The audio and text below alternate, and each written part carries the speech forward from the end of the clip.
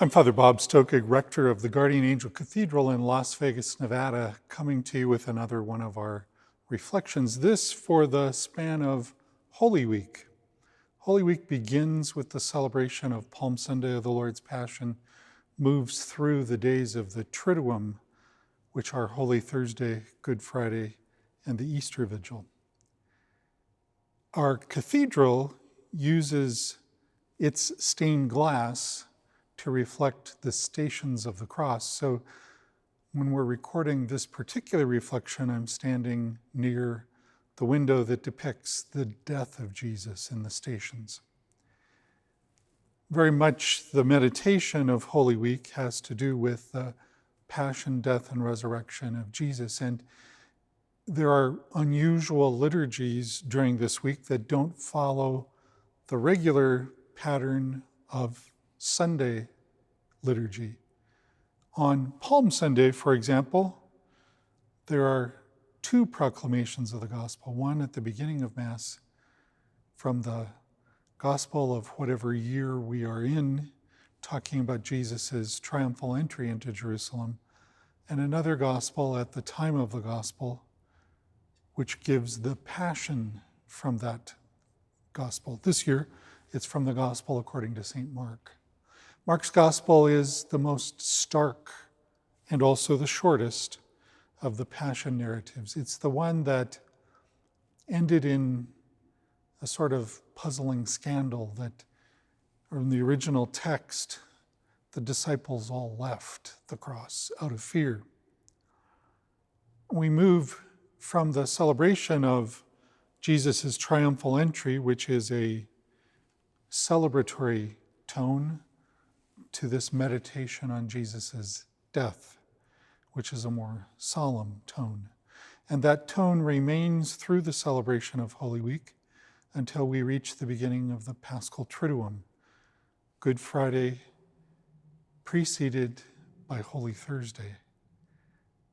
Holy Thursday's gospel is the gospel according to John that reflects Jesus' command of what we are to do in memory of him.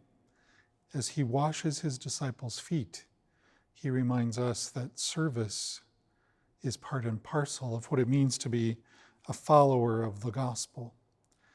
At the liturgy on Holy Thursday, the communion is consecrated for both Holy Thursday and Good Friday, and then reserved, because on Good Friday we don't technically have a Mass. We have another sort of liturgy, which is a liturgy that contains both the liturgy of the Word and adoration of the cross, and then a simple celebration of communion without the Eucharistic prayer.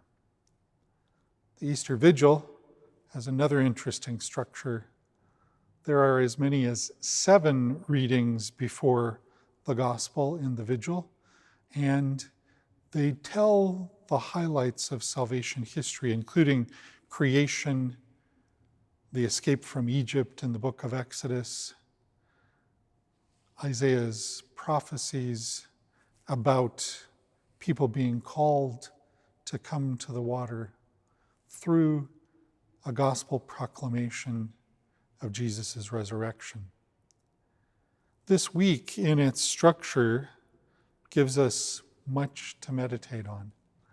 And in this time of COVID-19, when not everybody is feeling safe to yet come back to church, a couple things you might think about doing to make this week stand out from every other week in the year is intentionally change your routine.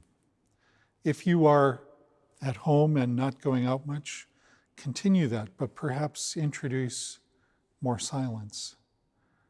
If you are a person who likes classical music, one of Bach's Passions, or perhaps Goretzky's Third Symphony, which is a meditation on the cross itself, might be something that leads you into a different kind of attitude of prayer.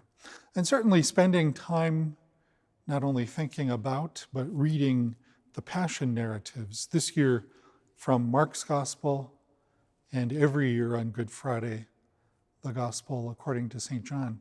There's an ancient tradition also in the Roman Catholic Church about a Triduum fast. It's not a fast of penitence like Lenten fasting, it's more a fast of anticipation. Think of it this way. If you were invited to the home of a friend who's a fabulous chef, would you eat a full lunch before you came? Most likely not. You would hold off, make yourself empty in anticipation of what you would share later. And that same spirit is part of that Triduum fast, where we empty ourselves in anticipation of the great feast of Easter.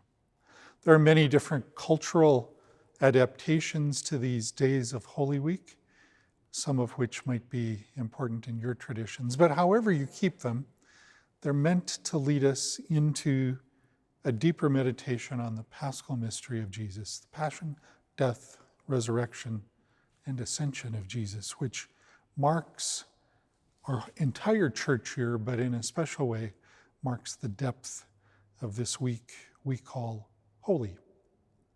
We hope you're keeping well, and we continue to remember you in our prayers here at the Cathedral. We invite you to do the same with us, and we hope that one day soon, long before next year's Holy Week, we'll be back to some semblance of normal, where the church will again be full of the praises of God. But until then, let us together walk into the depth of the Paschal mystery of Jesus.